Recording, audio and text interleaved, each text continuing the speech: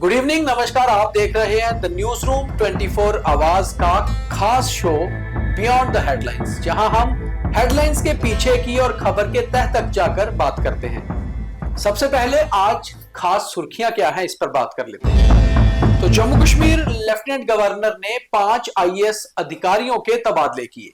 नए डीसी गांदरबल और नए डायरेक्टर इंफॉर्मेशन लगाए गए। एसपीओस के वेतन पर नेशनल कॉन्फ्रेंस का ट्वीट, उसके बाद फिर कर दिया ट्वीट को डिलीट। क्या कारण है, इस पे पूरी बात करेंगे। जम्मू कश्मीर के डीजीपी नलिन प्रभात ने 43 डीवाईएसपीस के तबादले किए और उन्हें एडजस्ट किए। इनमें से काफी सारे नए बनाए गए डीएसपीस भी थे। चीफ मिनिस्टर उमर अब्दुल्ला पहुंचे मुंबई, कई कार्यक्रमों में होंगे शामिल। मुख्यमंत्री फडणवीस से भी हो सकती है मुलाकात। और कल चिल्ले कलां का आखिरी दिन। चिल्ले कलां में उतनी सर्दी इस बार नहीं हुई जितना ठिठुरन हुआ करती थी। अब खबरें विस्तार से और मेरे साथ मेरे सहयोगी पवन शर्मा। पवन जी, सबसे पहले 26 जनवरी के बाद जैसे कि उम्मीद लग रही थी कि काफी सारे तबादले होंगे, काफी सारी ट्रांसफर्स और एडजस्टमेंट होंगी सिविल एडमिनिस्ट्रेशन में, तो आज पहली लिस्ट आ गई जिसमें कि 5 यंग आईएएस ऑफिसर्स की ट्रांसफर्स कर दी लेफ्टिनेंट गवर्नर मनोज सिन्हा के ऑर्डर पर। और इनमें सबसे बड़ी ट्रांसफर थी उमर अब्दुल्ला की कॉन्स्टिट्यूएंसी गांदरबल के नए डिप्टी कमिश्नर बनाए गए हैं जम्मू कश्मीर के डायरेक्टर इंफॉर्मेशन जो थे जतिन किशोर, और जतिन किशोर की जगह जम्मू नॉर्थ के एसडीएम नीतीश को लगाया गया है। अब बिल्कुल देखिए, ये अभी सिर्फ 5 अधिकारी हुए हैं, अभी थोड़े और होंगे थोड़े दिनों में, और उसके बाद पुलिस की भी ट्रांसफर्स जो ड्यू हैं, और 26 जनवरी का ही वेट हो रहा था, उसके बाद वो भी हो जाएंगी। तो इसमें एक नई चीज यही है कि जो जतिन किशोर है उनकी जगह पे जो नए लड़के हैं, अभी बिल्कुल यंग है, 2021 के बैच के आईएएस अधिकारी हैं, उनको डायरेक्टर इंफॉर्मेशन बनाया गया है। अब देखते हैं कि कितना तालमेल मीडिया के साथ उनका रहता है। पहले वाले जो जतिन किशोर जी थे उनका भी थोड़ा बहुत रहा है, लेकिन इनका भी नए हैं, नए जो उतना ज्यादा नहीं था, इतना नहीं था, लेकिन नए लड़के आए हैं, उनमें थोड़ा जोश भी होता है। लेकिन इंफॉर्मेशन डिपार्टमेंट का ऐसा डिपार्टमेंट है, इसमें जो पुराने लोग हैं ना, जिनका बहुत बड़ा नेटवर्क होता है, वो लोग थोड़ा संभल कर चलते हैं और वो लंबा भी चलते हैं, खास तौर पे वो ऑफिसर जिनका पीआर बहुत अच्छा है। लेकिन चलो, एक अच्छी शुरुआत है कि नए यंग युवा को मौका मिला है। देखते हैं कहां तक वो करते हैं। लेकिन ये ट्रांसफर्स जैसी आप बात कर रहे थे, ये अभी थोड़ी हुई है, थोड़े दिनों में और हो जाएगी बहुत ज्यादा। तो उम्मीद है कि आने वाले दिनों में सिविल एडमिनिस्ट्रेशन में कुछ और ट्रांसफर्स देखने को मिलेंगी, क्योंकि काफी सारी ट्रांसफर्स ड्यू भी हैं और काफी सारे ऑफिसर्स इधर से उधर जा सकते हैं। उसमें कुछ आईएएस और कुछ जेकेएएस ऑफिसर्स भी हो सकते हैं। अगली खबर की बात करते हैं तो एसपीओस स्पेशल पुलिस ऑफिसर्स के वेतन को लेकर नेशनल कॉन्फ्रेंस का एक ऑफिशियल ट्वीट आया और फिर उसके बाद ट्वीट को डिलीट भी कर दिया गया। इस ट्वीट में खास क्या था, ये हम आपको बताते हैं। इस ट्वीट में ये था कि वेतन जो है वो रिलीज कर दिया गया है एसपीओस का, और उसका श्रेय नेशनल कॉन्फ्रेंस ले रही है। जब उन्हें यह पता चला कि वेतन तो उनके तहत आता ही नहीं, यानी कि सैलरी हाइक चीफ मिनिस्टर, हाँ, सैलरी हाइक, यानी कि सैलरी हाइक करने का मामला, सैलरी और एसपीओस तो उनके तहत है ही नहीं। उसके बाद ट्वीट को डिलीट कर दिया गया।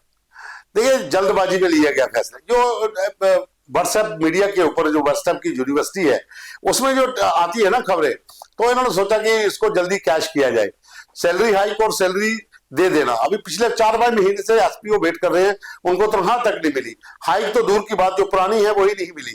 तो इन्होंने फटाफट उसको ट्वीट कर दिया और क्रेडिट लेना शुरू कर दिया कि मैनिफेस्टो में जो वादा था, हमने एसपीओ की सैलरी हाइक कर दी है और उनकी सैलरी भी उनको मिल गई है। जब बाद में पता चला कि ये तो फेक था, तो उन्होंने तुरंत वहां से हटा लिया और उसके बाद माफी मांग ली।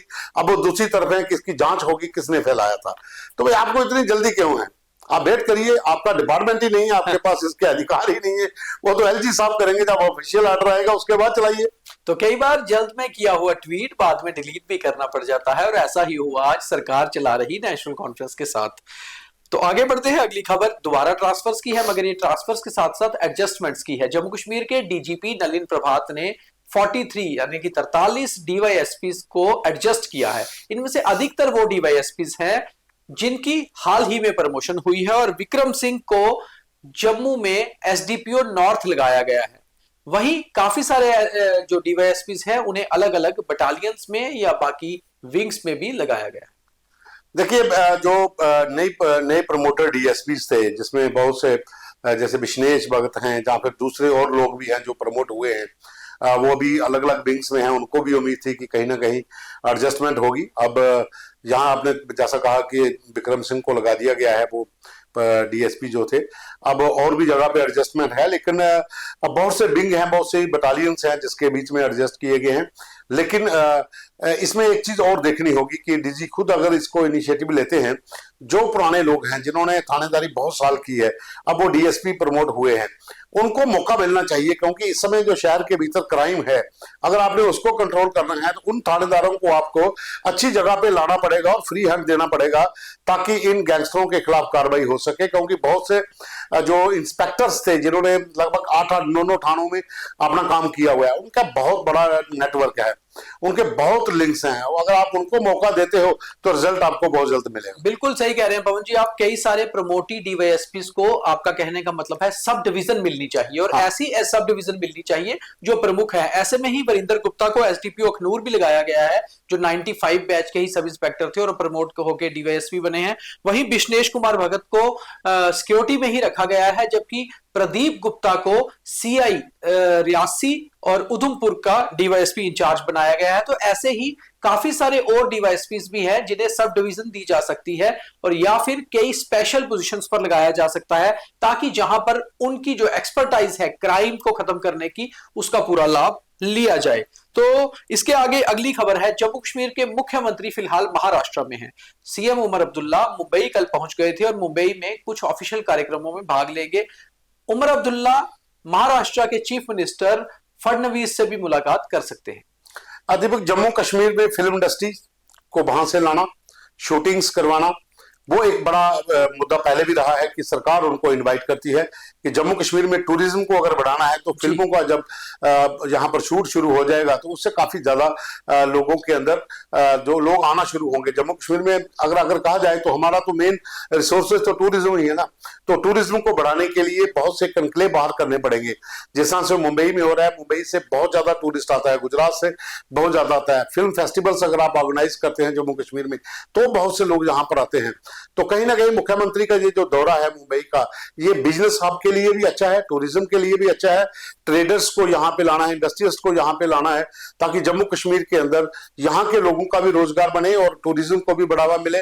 और फिल्मों की अगर शूटिंग शुरू होती है तो वो सबसे बढ़िया होगा। और साथ में ये भी मैं कहना चाहूंगा कि आप बाहर के डायरेक्टर प्रोड्यूसर को लाइए, फिल्में शूट करें, लेकिन जो जम्मू के लोग हैं उनको भी मौका दीजिए, उनके साथ भी सहयोग करिए।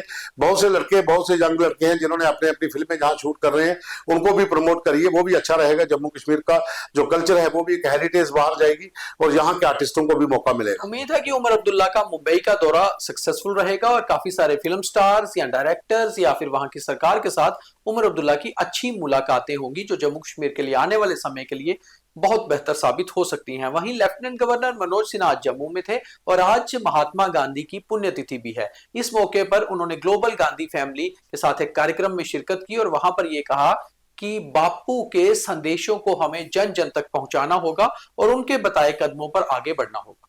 देखिए, महात्मा गांधी आज का दिन उनकी पुण्यतिथि है और तमाम लोग जो हैं वो आज का दिन मनाते हैं, उनको श्रद्धांजलि देते हैं। कांग्रेस की ओर से भी जम्मू में मेन मुख्य कार्यक्रम जो था वो रखा गया था। उसके अलावा जो ब्लॉक कांग्रेस, डिस्ट्रिक्ट कांग्रेस के लोग हैं, उन्होंने अपने स्तर पर किया है। ग्लोबल गांधी फैमिली जो है वो पहले भी इस दिन के ऊपर उनको श्रद्धांजलि देती है। उपराज्यपाल वहां पहुंचे हैं, तो जाहिर सी बात है कि राष्ट्रपिता महात्मा गांधी के जो संदेश हैं लोगों तक पहुंचाने की जरूरत है इस समय, और सरकार को इसके लिए काम भी करना चाहिए। वहीं चिल्ले कलां की अगर हम बात करें तो 40 दिन लंबा हार्श विंटर्स यानी कि सबसे ज्यादा कड़ाके की सर्दी ये जम्मू कश्मीर में मनाया जाता है। 21 दिसंबर को शुरू हुआ था और 31 जनवरी को कल खत्म हो जाएगा। मगर इस बार चिल्ले कलां के आखिरी 15-20 दिन कुछ गर्म रहे। अमूमन हो सकता है इस बार चिल्ले कलां के बाद सर्दी आए, क्योंकि मौसम विभाग का कहना है कि 31 के बाद भी बर्फबारी हो सकती है और चिल्ले कलां खत्म होते होते गुलमर्ग में थोड़ी सी बर्फबारी हुई है। हाँ बिल्कुल, मैं अभी वीडियो देख रहा था, जब हम ये कार्यक्रम शूट कर रहे हैं तभी भी स्नोफॉल वहां पर हो रहा है। हल्का हल्का है लेकिन थोड़ा बढ़ता गया है। काफी देर से मैं पहले वीडियो देख रहा था और जब तक कार्यक्रम आने होगा हो सकता है उस समय तक बंद भी हो जाए। लेकिन चिल्ले कलां के आखिरी दिन से पहले बर्फबारी जरूर हुई है 2-3 जगह के ऊपर।